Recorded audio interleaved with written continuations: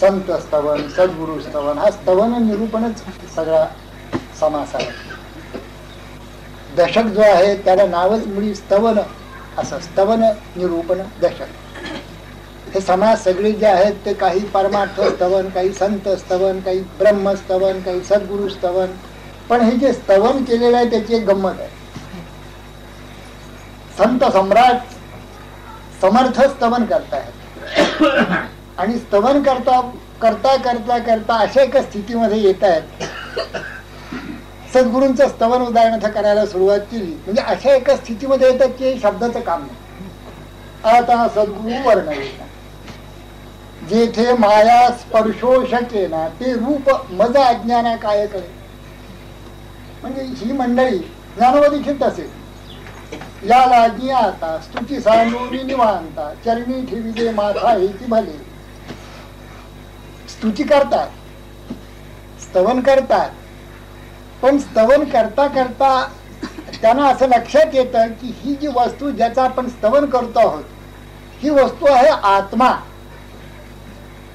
ही काही हातात देण्यासारखी वस्तू नाही, ही काही कोणाला दाखवता येण्यासारखी वस्तू नाही, ही स्थूल स्वरूपाची वस्तू नाही, या डोळ्यांनी दिसणारी नाही, या कानाने किती ऐकले तरी ज्याचं काही वर आपल्याला कल्पना येत नाही.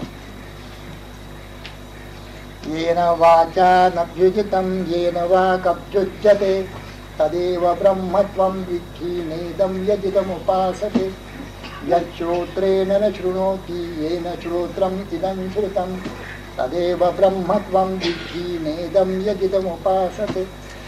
काही जरी आपण वर्णन केलं, काही ऐकलं, काही पाहिलं, यच्चक्षुषा न पश्यति येन चक्षुषी पश्यति तदेव ब्रह्मत्वं विद्धि. जे डोळ्यांनी दिसत नाही पण ज्याच्या योगाने डोळे पाहतात ते, जे कानाने कितीही वर्णन केलं तरी ऐकता येत नाही, म्हणजे त्याची कल्पना येत नाही, पण ज्याच्या योगाने कान ऐकतात ते. तेनेशितं पतति प्रेषितं मनः तेन प्राणः प्रथमः प्रैतियुक्तः केनेशितं वाचमिमां वदन्ति चक्षुश्रोत्रं कौ देवो युनक्ति. चालते शरीर कोणाची सत्ते कोण बोलविते हरिविण. देखवी ऐकवी एक नारायण तयाचे भजन चुको नका. माणसाची देव चालवी अहंता. ही जी अहंता आहे मी करतो असं हे देखील देवच चालवतो. माणसाची देव चालवी अहंता मीच एक करता म्हणून या. तुका म्हणे विठो भरला सभाजी तया उणे काही चराचरी. आता जी ही वस्तू मूळ वस्तू, मूळ अहंता, मूळ स्फुरण, ओतप्रोत जगामध्ये भरलेली मया ततम इदं सर्वं जगद अव्यक्त मूर्तीला अशी वस्तू, माझ्याखेरीज काहीही नाही अशी जी म्हणते ती ही वस्तू, या वस्तूचं वर्णन करायचं किंवा तत् स्वरूप संतांचं वर्णन करायचं, सद्गुरूंचं वर्णन करायचं, परमार्थाचं वर्णन करायचं, ही गोष्ट शब्दात येण्यासारखी नाही. यतो वाचो निवर्तनते अप्राप्य मनसासह. हे लक्षात असून देखील वर्णन करावं असं वाटतं. लक्षात येतं की शब्दात येण्यासारखं नाही तरी देखील वर्णन करतात. संत देखील याला अपवाद नाही. थोड संत देखील सद्गुरूंचं वर्णन करतात आणि मग लक्षात येतं ठीक आहे हे काही वर्णनातीत आहे, हे शब्दामध्ये सापडणारं नाहीये. आपण कितीही वर्णन केलं तरी ते नव्हे. न इति न इति, ही काही इतिश्री नाही. आमचं वर्णन म्हणजे संपूर्ण सद्गुरू असं नाही. सद्गुरू वेगळेच राहतात, त्याच्या पलीकडेच राहतात. संत त्याच्या पलीकडेच राहतात, परमार्थ त्याच्या पलीकडेच राहतो. म्हणून परमार्थाचं वर्णन करताना सुरुवातीला साधकांचा निज स्वार्थ.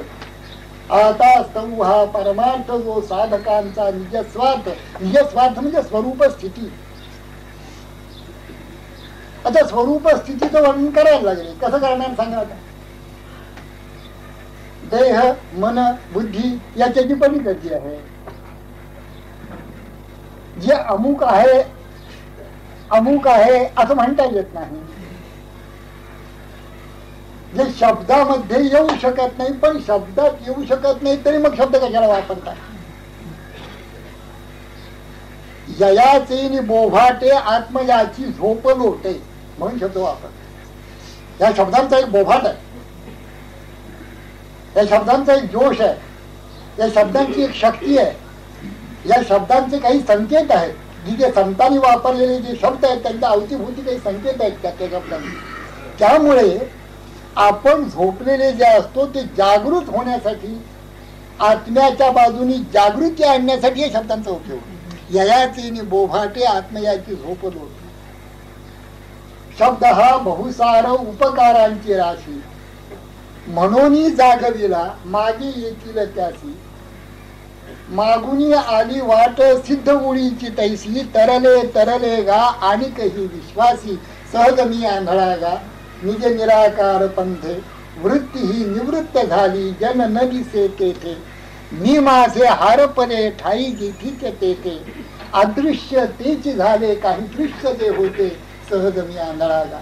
शब्दांनी हे होतं असं तू कोण म्हणतात? शब्दांनी ते होतं असं ज्ञानोबाई म्हणतात. या लागी मी बोले बोली अरूपाचे रूप दावी, नातींद्रिय परिभोगवीने इंद्रिया करवी. हे एक जिद्द आहे संतांची. सर्वसामान्य माणसांची जिद्द नाही. सर्वसामान्य माणसं हे वर्णन करू शकत नाही, पण संतांची एक जिद्द आहे. जे थोर ज्ञानेश्वरांसारखे, समर्थांसारखे, तुकोबांसारखे, नाथांसारखे जे थोर संत होऊन गेले, त्यांची जिद्द आहे. त्या आम्ही शब्दात आणून दाखवतो तुम्हाला. आणि मग अशा जिद्दीने केलेल्या लिखाणाच्या शेवटी नाही हो, हे होत नाही, हे शब्दात आणता येत नाही. म्हणून ते देखील तिथे शब्द सांडोनी निवांता, चरणी ठेवी माथा एकी भर असं म्हणतात. परमार्थाचं स्तवन, स्वरूप स्थितीचं स्तवन. आपण जो परमार्थ म्हणतो तो भोंगळ आहे. आपण हा शब्द वापरतो भोंगळ. साधक, साधना, परमार्थ, सिद्धावस्था, संत, हे शब्द आपण वापरतो, आपल्या लक्षात येत नाही. आपला गोंधळ आहे त्या बाबतीमध्ये. साधनेच्या बाबतीत आहे, साधकाच्या बाबतीत आहे, संतांच्या बाबतीत आहे, परमार्थाच्या बाबतीत आहे. पुष्कळ गोंधळ आहे. तो चांगल्या वरच्या पातळीवर गोंधळ आहे. म्हणजे फार खाली नाही. खालच्या लोकांना परमार्थ म्हणजे काय त्याचं सांगण्याचा प्रश्न. ज्या पद्धतीने समर्थांनी अथवा ज्ञानोबांनी सांगितलेलं आहे त्या पद्धती खालच्या पर्यंतची जातच नाही. परंतु जे वरच्या पातळीवरची मंडळी आहेत, जी काही साधना करतायत, जी काही नाम घेतायत, जी काही ध्यान करतायत, कुठल्या ना कुठल्या तरी संप्रदायामध्ये आहेत, अशांच्या मध्ये देखील परमार्थाविषयी पुष्कळ गोंधळ आहे. म्हणून समर्थांनी सुरुवातीलाच हा साधकांचा निज स्वार्थ आहे असं सांगितलं. साधक जर असाल, इथे सर्व साधक आहेत, साधक जर असेल तर त्यांचा हा स्वरूप बोध आहे म्हणजेच परमार्थ. हा ज्याला कोणाला होतो त्याचं काय होतं त्याचं वर्णन सांगितलेलं आहे. पहिल्या 2-4 ओव्यामध्ये, ह्याच्या पाठीमागच्या ओव्यामध्ये वर्णन आहे. मागा योगी ये समर्थ, त्यांचाही निज स्वार्थ, यासी बोली जे परमार्थ, परमगुह्य म्हणून जेही शोधोनी पाहिला, त्यासी अर्थ सापडला, येरा असून अलभ्य झाला जन्मोजन्मी. अपूर्वता या परमार्थाची, वार्ता नाही जन्म मृत्यूची. आणि माणसाचं काय होतं त्याचं वर्णनच आहे. ब्रह्म भासले उदंड, ब्रह्मी उडाले ब्रह्मांड, पंचमहाभूतांचे थोतांड तुच्छ वाटे, प्रपंच वाटे लटिका, माया वाटे लापणिका, शुद्ध आत्मा विवेकांतरी आला. सगळे लोक आपण परमार्थी आहोत असं म्हणतो. आपण म्हणतो परमार्थी आहोत, आपण साधक आहोत.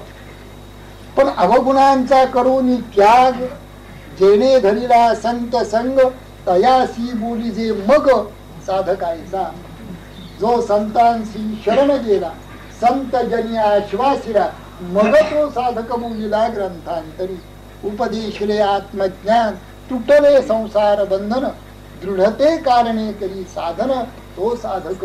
या साधकाच्या व्याख्येमध्ये आपण कुठे बसतो हे प्रत्येक साधकाने पाहतो. पहिल्या तिथेच अवगुणांचा करून त्या इथेच बोलणार का, क्रोध, मत्सर, दंभ, अहंकार, मोह, लोभ. मला तर भीतीच वाटते हे शब्द बघितले. साधक असं म्हटलं की मला भीती वाटते. कोणी म्हणाला आम्ही आता साधना करतो, साधकाची अवस्था आहे, पण सिद्धाची कधी? मी सांगतो 7 जन्मांनी. तू विचारतोस ना 7 जन्मांनी. साधक आहे हेच थोडी चूक आहे. बद्ध आहोत, फार झालं तर मुमुक्षु आहोत. म्हणजे हाती द्रव्याची जपमाळ, कांता, ध्यान सर्व काय एवढं नसेल. मुमुक्षु आहोत इतकंच धरा. साधक जर झाला तर साधक आणि सिद्ध याच्यामध्ये फारसा फरक नाहीये. साधकाशी संदेह वृत्ती, पुढे होत असे निवृत्ती, या कारणे निसंदेह श्रुती साधू ओळखावा. इतकंच अंतर समर्थन दिलेलं आहे साधक आणि सिद्ध. कारण संसार बंधन दोघांचंही तुटलेलंच आहे. एक निसंदेह आहे आणि दुसऱ्याच्या ठिकाणी संदेह आहे, इतकाच. म्हणून पुढे म्हणत असताना ब्रह्मस्थिती बाणता अंतरी, जो कोणी परमार्थ करत असेल त्याला ब्रह्मस्थिती अंतरात बांधते असं समर्थांचं म्हणणं आहे. ब्रह्मस्थित बाणता अंतरी, संदेह गेला ब्रह्मांडा बाहेरी. कसा संदेह राहिलेला नाही. मी रामनाम घेऊ का ध्यान करू हा देखील संदेह. संदेह कुठपर्यंत आहे याची कल्पना आपण बघा. मी नामस्मरण करू का ध्यान करू, मग त्याला असं सहज मनामध्ये त्याच्या यावं की आपण काय 24 तास ध्यान करणार आहोत. ठीक आहे, 24 तास नाम घेणार आहोत. मग काही काय ध्यान करावं, काही काय नाम घ्यावं. तत्चिंतनम तत्कथनम अन्योन्यम तत्प्रबोधनम एतत् एक परत्वंच ब्रह्माभ्यासम विदुर्बुधा. नाम आणि ध्यान याच्यामध्ये काय फरक आहे. नामच अंतर्मुख होऊन श्वासावर घेऊन चिदाकाशामध्ये मनाचा लय झाला म्हणजे नामस्मरण आणि ध्यान दोन्ही एकच झाले. काही त्याच्यामध्ये फरक राहिला नाही. अगदी स्थूल स्वरूपात सुरुवातीच्या काळामध्ये नामही घ्यायला पाहिजे, ध्यानही करायला पाहिजे.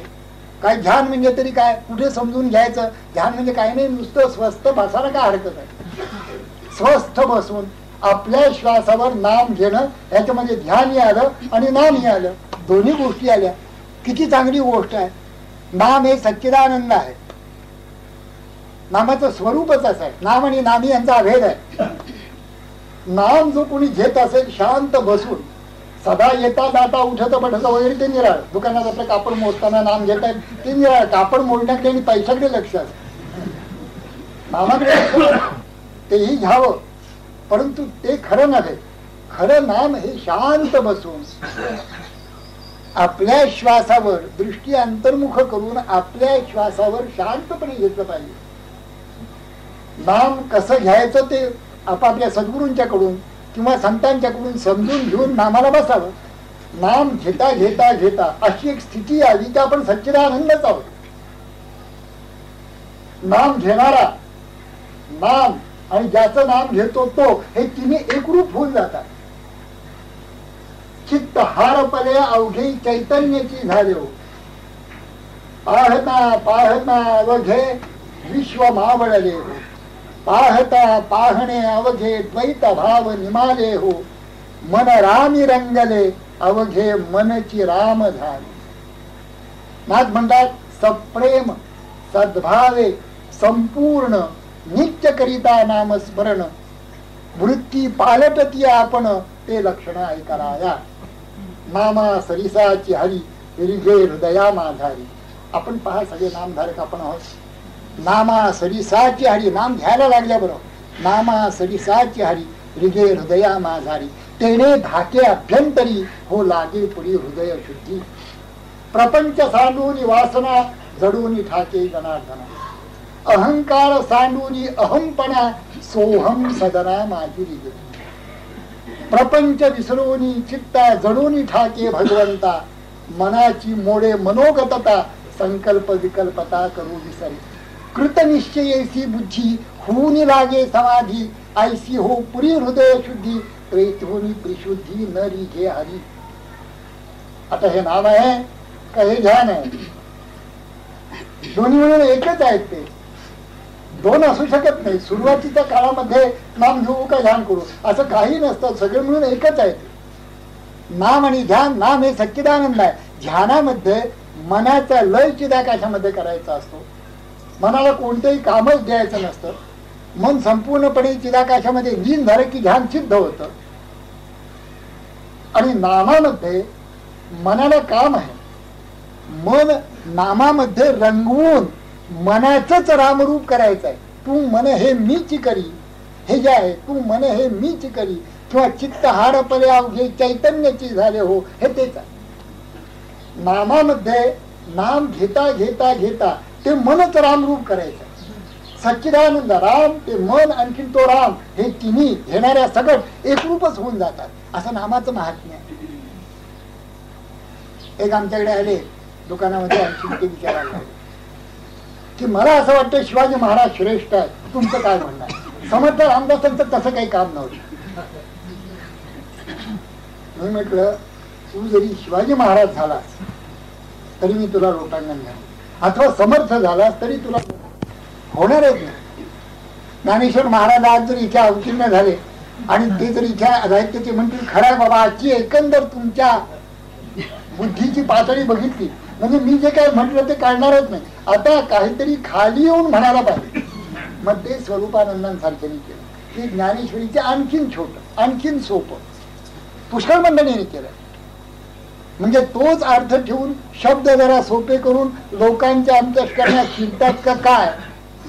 पण त्यांनाही जेव्हा विचारलं तर त्याने असं सांगितलं की मूळ ज्ञानेश्वरी ही खरी, तीच कळावी, तीच समजून घ्यावी. अगदीच जर कोणाला कळत नसेल तर मग ही ज्ञानेश्वरी, पण त्या ज्ञानेश्वरीची गुढी या ज्ञानेश्वरीला कधीही नाही, असं तेच सांगत असे.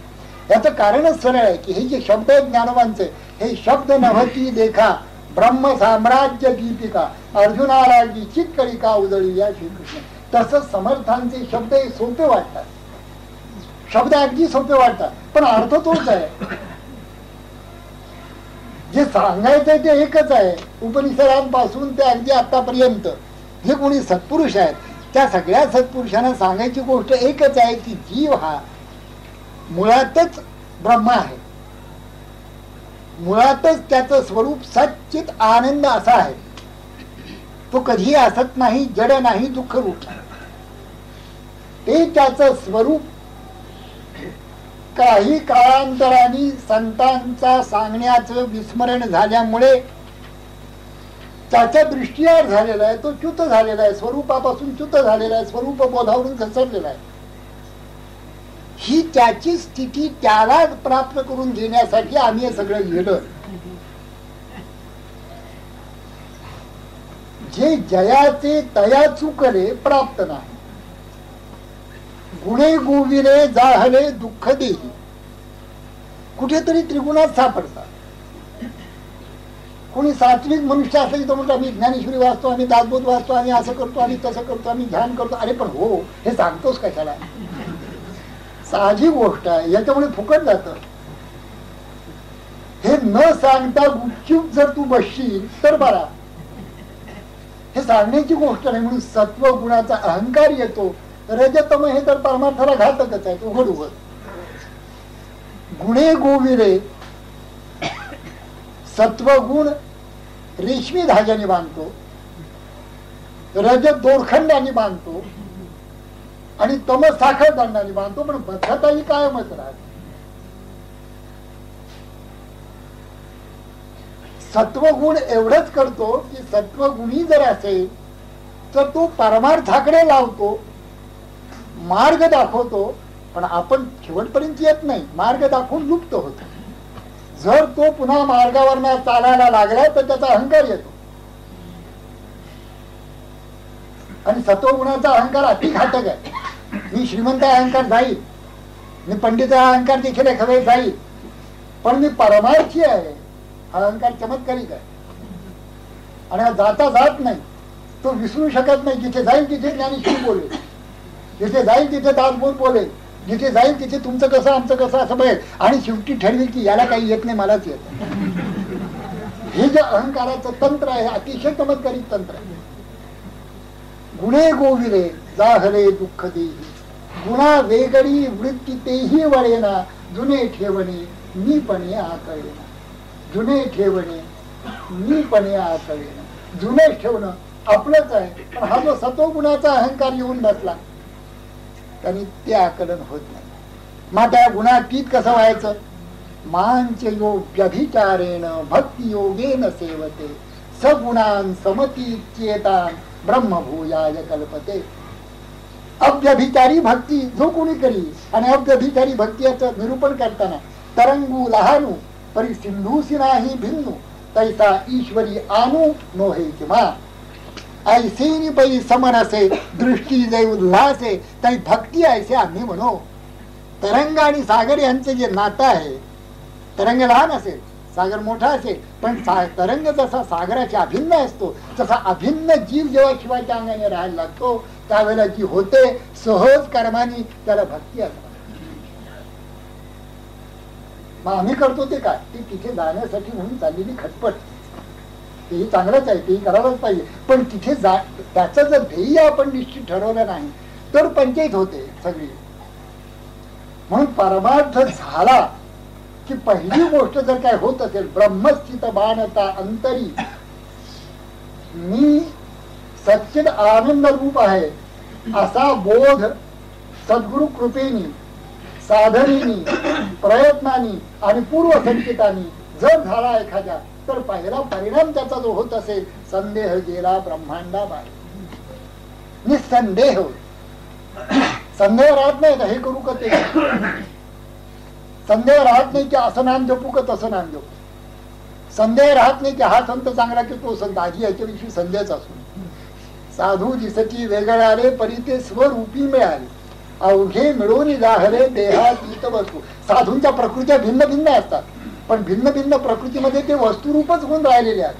गोंधळकर महाराजांची जी प्रकृती होती ते स्वरूपानंदांची नाही, गुरुदेव रामरायांची जी प्रकृती होती ती तुकामाईंची नाही. प्रत्येकाची प्रकृती भिन्न आहे, पण प्रकृती ही वरवरचा भाग आहे. आत ते सगळेच्या सगळे एकरूप. जी रामकृष्णांची प्रकृती होती ती रमणांची नव्हती, रमण महर्षींची होती ती अर्जुनांची नव्हती. प्रत्येकाची प्रकृती भिन्न आहे, पण या भिन्न भिन्न प्रकृतीमध्ये त्यांच्या बोधामध्ये कुठे तडा जाईल असं कुठेही काहीही नाही. या प्रकृतीमध्ये देखील काही साम्य आहेच आहे. त्यांचा प्रेमळपणा, त्यांची कृपा, त्यांची दया, त्यांची क्षमा, त्यांची तितिक्षा, या सगळ्या गोष्टी आणि त्यांचा ईश्वर भाव आणि त्यांच्या साधनेविषयी अत्यंत असलेली त्यांची उत्कटता, या सगळ्या गोष्टी समान आहेत. ब्रह्मस्थिती बांधली याची लक्षणं काय, समर्थाने काही लक्षणं इथे दिलेली आहेत. गीतेने उदंड दिली आहे, रामानित्वम मादम्यत्वम अहिंसा शांती आर्जवम आचार्योपासनम, कितीतरी लक्षणं. ये शरीरीची माती मेळवी नती एक शिटी जेथ श्रीचरण ठाती श्री गुरुचे ब्रह्मस्थिती बांधल्याचं लक्षण. मी अमुका ऐसिनो हवी सेची लोका तेथे सत्काराची ते गोठी के आदरे देईल भेटी मरणाशी साठी नमस्कारिता. मग ज्ञानोबांना खूप नमस्कार घातले गेले ते त्यावेळेला समाधीच्या वेळेला आधी आत नमस्कार नाहीत, बाहेर आहे. कुंभीकर महाराज म्हणत असत की नमस्कार कुणी करून घ्यावा, ज्याला नमस्कार करणारी व्यक्ती स्त्री आहे का पुरुष आहे त्याचं जरा देखील वाटत नाही की स्त्री आहे का हा पुरुष आहे, भानच नाही. अशा माणसांनी नमस्कार करून घ्या, नाही तर नमस्कार करून घेऊ नये. नमस्कार आत नसावा, अगदी बाहेर बाहेर चाललेला आहे.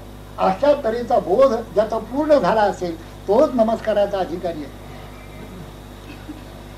वाचस्पतीचे निपाडे सर्वज्ञता तरी जोडे परी वेडीवे माझी दडे महिमे भेणे. उगत नको तो महिमा, नको तो गरिमा, नको तो त्रास, नको तो व्याप नको म्हणून आपण वेड्यासारखा राहतो. साधकाच्या अवस्थेमध्ये तर हे फारच सांभाळत आहे. ब्रह्मस्थिती बाणता अंतरी नाही थोडस काही झालं तो सगळ्या जगाला माहिती. कुठे ज्ञानेश्वरी वाचायला लागून 8 दिवस झाले नाही तो निम्म्या पुण्याला माहिती होतं की हे ज्ञानेश्वरी वाचत, हे नाम घ्यायला लागले. आता निम्म्या पुण्याला माहिती होतं, आपणच सांगत सुटायचं ना सगळ्यांना. आता ते भाऊसाहेबांचं नाम घ्यायला लागले. सदाशिव पेठेपासून शनिवार नारायण ते केव्हाच काबीज केल्या, पण ते निमखान्यावर देखील पसरलं की हे नाम घ्यायला लागले भाऊसाहेबांना. ही फार चमत्कारिक स्थिती आहे. खरं म्हणजे आपण नाम घेतो हे काय परमेश्वरावर उपकार नाहीये. आपल्याला खरं म्हणजे वाटायला पाहिजे की आपण 20-20, 30-30, 40-40 वर्षाचे झालो तरी पत्ता नाही कुठे.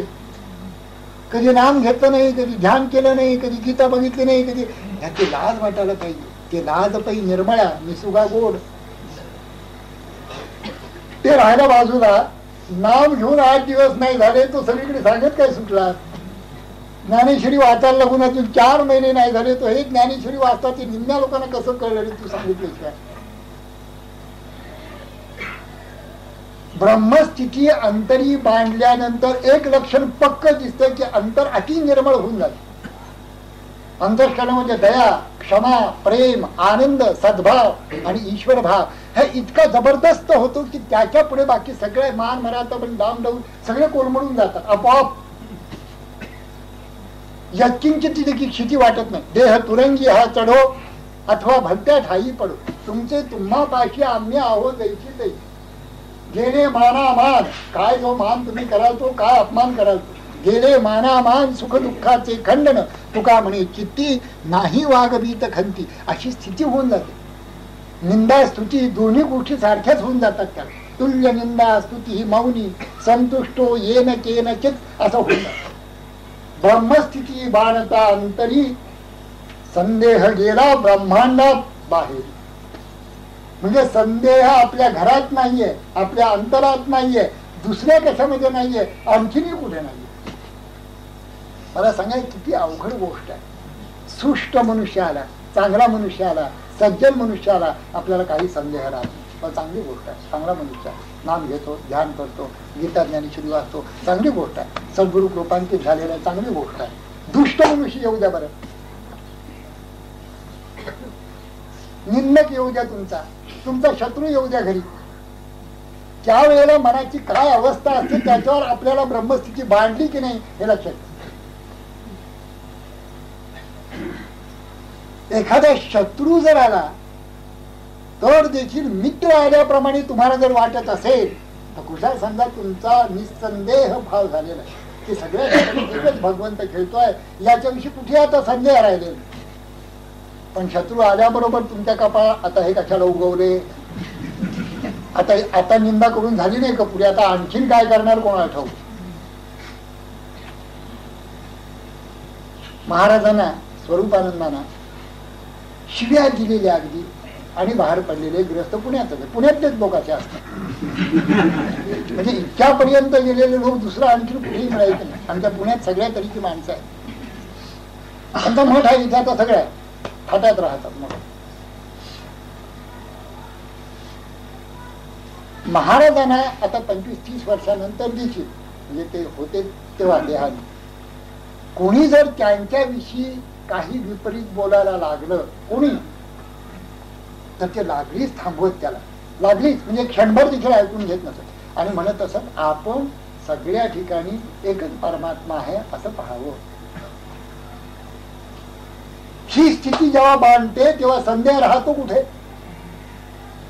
हा मनुष्य सुष्ट आहे, हा मनुष्य दुष्ट आहे, हा पंडित आहे, अडाणी आहे, श्रीमंत आहे, गरीब आहे, हा माझा आहे, परका आहे, असं राहतच कुठे. समशत्रौच मित्रेच तथा मानापमान यो हो असं होऊन जातो. वार्षिये वीण सागरू जैसा जडे नित्य निर्भरू तैसा निरुपचारू संतोषी. जो आपला संघर्ष जो वाढतो, आपली उद्विग्नता जी वाढते, आपली खिन्नता जी वाढते, जी परमार्थापासून अत्यंत लांब आपण फेकले जातो, याचं कारण आपण व्यक्तीमध्ये घटनेमध्ये माझ्या तुझ्यामध्ये फार रमून जातो.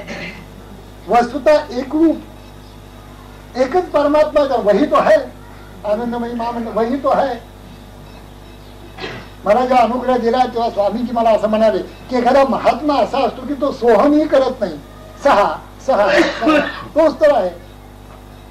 नाही तो सोहमही करत नाही, सहा एकच तर आहे. मग सिद्धांतच आहे ना, मया ततमिदं सर्वम सिद्धांतच आहे ना. तदा स्वयं आत्मानम अकुरुत हा सिद्धांतच आहे ना. त्याच्याविषयी काही शंका आहे कोणाला. मग ही शंका राहत नाही मनामध्ये. एकदा परमार्थ नीट अंतरात बांधला की पहिल्यांदा काय जर होत असेल तर संदेह ब्रह्मांडाच्या बाहेर नाही. आमची दृष्टी अशी आहे की आधी एखाद्या संतांकडे जर गेलो का हो एवढंच का खातात बरं, आणि यांचा आजार झाला दुरुस्त करता येत नाही. झालं रामकृष्ण गेले, रमण गेले, स्वरूपानंद गेले सगळे, कारण त्यांना कॅन्सर झाला तो त्यांनी दुरुस्त केला नाही. हे 10-12 वर्ष अंतराळात होते ते त्यांना दुरुस्त करतात, संपला ना. संतांकडे बघण्याची देखील दृष्टी विकृत असते काही मंडळी. म्हणजे यापासून ही जी मंडळी आहे तीही नाम घेतच असतात, साधना करतच असतात, आपापल्या परीने नाना तऱ्हेच्या गोष्टी करतच असा. गीता ज्ञानी सुरू आहे, पण सगळा काळ संदेहामध्ये जातो. हे असं कसं? मग काय गले लठ्ठा असतात तेवढे संत म्हणायचे का? मग पैलवान जे भारतामध्ये आहे ते सगळे संत झाले असते. कधी आजारी न पडणारे ते संत झाले असते. माझ्यासारखे मी कधी फारसा आजारी पडत नाही. आजारपण आणि संतत्वाचा संबंध, संतत्व म्हणजे दया, क्षमा, शांती, हे संतांचे लक्षण ना. भक्तीचे वर्म जयाची हाती, तया घरी शांती क्षमा दया. अष्टमहासिद्धी ओळगती द्वारी, नवगती दूरी दबडिता. तेथे दुष्ट गुण न मिळे निश्चेष, चैतन्याचा वास जया माझी. संतुष्ट हे चित्त सदा सर्व काळ, तुटली हळहळ त्रिगुणाची. तुका म्हणे तेथे काय हो संदेह हो, आमुचे गौरव आम्ही करू. तुम्ही आपले जा आपल्या वाटेने, जसं जायचं असेल ते. तुमचा मार्ग तुम्हाला, आमचा मार्ग आम्हाला. असं तुकोबा स्पष्ट, तुकोबा फार कडक आहे. एकदा त्यांना सांगितलं कुणीतरी की संत आलेले आहेत. संत आले, आपल्याला दर्शनाला जायला पाहिजे. पण संत असतात का कुठे? असे काय वाटेवर पाहिजेत का संत? त्यांना म्हणत तुकारामाकडे या, म्हणजे तुम्हाला संतत्व कळेल. तुकोबांनी स्पष्ट सांगितलं तुम्ही तुकाराम आहे. हा अहंकार नाही, ही सत्य स्थितीच आहे, वस्तू स्थितीच आहे. तोवरी शोभती गारा, जव नाही हिरा प्रकाशला. तोवरी शोभती दीपिका, नुगवता एका भास्करा. तोवरी सांगती संतांची गोठी, जव नाही भेटी तुझ्या सरी. पूर्ण संदेह रहित निसंदेह अवस्था असते या मंडळी. कुठेही संदेह नाही. मी जे करतो आहे त्याच्यामध्ये संदेह जर राहिला, येथे संदेह राहिला तरी परमार्थ केला तो वाया गेला. याचा अनुमान राहिला तरी परमार्थ केला तो वाया गेला. पाणी संशयी गुंडाळला अकस्मात, किंवा साधने विण प्रचिती विण. ह्याच्यात संदेह कसला? विश्व झालं कसं? मला दिसणारे विश्व हे बरोबर आहे का? संतांची दृष्टी आणि माझी दृष्टी त्याच्यामध्ये फरक आहे का? त्यांना जसं विश्व दिसतं तसंच मला दिसतं का? परमेश्वराविषयीची कल्पना आहे की आमची ठोकबंद तर नाही. संतांची कल्पना परमेश्वराविषयीची काय आहे, माझी कल्पना काय आहे? मी जीव जो आहे तो आणि ज्याला मी परमात्मा म्हणतो, ब्रह्म म्हणतो तो, हे दोन्ही एकच आहेत का? ब्रह्म आणि ईश्वर हे तरी एक आहेत का? त्यांच्या काही कल्पना आहेत का? कोणत्या कल्पना शास्त्रांनी ठरवलेल्या आहेत? मी ईश्वर व्हायचा आहे का ब्रह्म व्हायचा आहे याविषयी कुठेही जरा देखील संदेह राहिला तर परमार्थ केला तो वाया गेला. हे सगळं समजून घ्यायला पाहिजे. जो कोणी साधक असेल, तळमळीचा साधक असेल, त्यांनी नाम ध्यान करत असताना या सगळ्या गोष्टी समजून घ्यायच्या पाहिजे की आहे तरी का नाही. तर पहा, हे सगळे संत जे होऊन गेले, अरविंद घ्या, स्वरूपानंद घ्या, गुरुदेव रानडे घ्या, आणखी कोणी घ्या, या सगळ्या संतांनी हे सगळं नीट समजून घेतलं, आकलन करून घेतलं. काही मंडळींनी कोणतेही ग्रंथ न वाचता आकलन करून घेतलं, त्यांच्या साधनेने आकलन करून घेतलं, त्यांच्या अनुभूतीतलं आकलन झालं होतं. आणि काहींनी ग्रंथांच्या आधाराने आणि त्यानुसार आपली अनुभूती घेऊन मग आकलन करून घेतलं. पण या सगळ्या मंडळींना नीट आकलन होतं परमार्थ. संशय कुठेही नव्हता, निसंदेह साधना चालली होती. म्हणून पहिलं लक्षण ब्रह्मस्थिती बाणता अंतरी, संदेह गेला ब्रह्मांडा बाहेरी. पुढे बघा, दृश्याची जुनी जर्जरी कुहिट झाली. हे जे दृश्य दिसत ना, हे जीर्ण शीर्ण झालेल्या गोधडी सारखं आहे. त्याच्या पुढे चिंता होऊन जातात सगळ्या या दृश्याच्या. आपल्याला दृश्य म्हणजे शालू वाटतो बनारस. त्याचं कारण सरळ होत आहे, ब्रह्मस्थिती अंतरात बांधली नाही, सरळ होत आहे. जर बांधली तर ही अशी स्थिती, हा काय माझा बंगला म्हणजे काय वाटतं, ते दृश्य म्हणजे काय विचार नाही. 5 लाख रुपये खर्च केले, कुठून आणले चुकून घेता ना. दुतर्फा ज्या गोष्टीमुळे दोन्ही बाजूनी उद्विग्नता अशांती वाढते आणि परमेश्वरापासून आपण लांब जातो, फेकले जातो, ते दृश्य करायचंय काय? ज्ञानाला दृश्यच नाही. ज्ञानी एकच परमात्मा सर्व दृश्याच्या आत बाहेर नटून राहिलेला पाहता. त्यांची दृष्टीच म्हणजे अधिष्ठानभूत होऊन जाते. पण सामान्य माणसाला दृश्यामध्ये जी काही गंमत वाटते, अगदी भांड जरी आणलं स्टेनलेस स्टील चांदीचं आणलं तर प्रश्नच नाही. ते आजूबाजूला इकडे तिकडे शेजारी पाजारी दाखवल्याशिवाय ज्या भगिनीला चैन पडत नाही, ही सत्य तुझलेलं आहे. आपलं काय जे आहे ते दाखवण्याचं ह्याचं कारण दृश्य जे आहे तिथे सत्य झालं. या दृष्टम तम नष्टम ही जी श्रुती आहे ती श्रुती माऊलीला आम्ही हाताळत फासून टाकले, बाजूला ठेवले आणि आम्हाला जे काही वागायचं करायचं ते आम्ही करतो. श्रुती स्पष्ट सांगते या दृष्टम जे तुला अज्ञानी दृष्टीला दिसत आहे ते सगळं नामरूपात्मक विश्व हा आभासात्मक आहे, असत अत्यंत असत हे जाणार आहे. ह्याचा तिळप्राय शंका बाळगू नकोस. आणि जे अधिष्ठान आहे ते आहेच आहे, त्याचा नाशच नाहीये. अविनाशी तू तद विधी येन सर्वम इदम ततम विनाशम अव्ययस्यास्य न कश्चित कर्तुमर्हत. ते जे अविनाशी वस्तू आहे ती आहेच आहे, त्याच्याकडे लक्ष नाहीये. पण जे विनाशी आहे त्याच्याकडे लक्ष आहे. हे जे दृश्य आहे त्याच्याकडे अत्यंतिक लक्ष माणसांचं. कपडा करा, काय विचारू नका. तो कपडा केला तरी देखील विचारायला पाहिजे कुणीतरी, जर ऐटीत तो चालत जातो. ही ब्रह्मस्थिती अंतरात बांधल्याबरोबर संपूर्ण फाटून जाते. त्याच्या चिंध्या होतात. दृश्याची जुनी जर्जरी कुहिट झाली. काही नाही, त्या साड्या नाहीत. आमचं दुकान आहे, आता काय करायचं. पण त्या साड्या नाहीत, दुकान असू दे पण साड्या नाही. दृश्य हे असं आहे, अत्यंत असत आहे. आणि जर सद्गुरु त्यांचा उपदेश झाल्याबरोबर जर काय होत असेल ज्ञानेश्वर महाराजांचं वर्णन, तर मावळ वीत विश्वाभास नवल उदयला चंडांशु अद्वयागिनी विकासू वंदुआता जो अभिद्याराची रुसोनिया गिळी ज्ञाना ज्ञान चांदनिया सुजिनू करी ज्ञानिया स्वबोधाचा जेणे विवळतीये सवळे लाहोनी आत्मज्ञानाचे डोळे सांडिती देह अहंतेची अभिसाळे जीव पक्षी. दृश्यच नाहीये त्याच्या पक्षी, दृश्यच नाहीये त्याच्या पक्षी. दृश्याभास मावळला. मग काय आहे? एक परमात्मा. अहो पण या रावणाच्या रूपाने तोच नटलेला आहे. त्याची प्रकृती रावणाची असली त्याचा नाश होईल.